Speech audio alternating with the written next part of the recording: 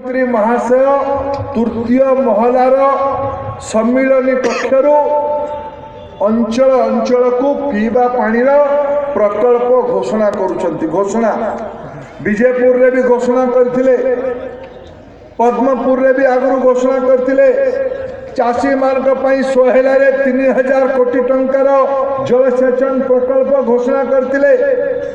गोटे ओडियार ढग अछि, गाँ गौली लोक मैंने कहती बाहागर बेले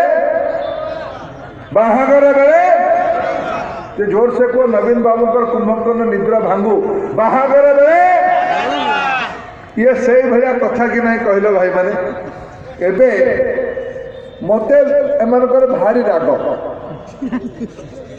मोर बापा तो नामी दामी लोक नुहे, चाष बास करुवा परिवार आसी आम समस्ते मते नरेंद्र मोदी सरकार रे किसी दायित्व मिली। गत 22 तारीख रे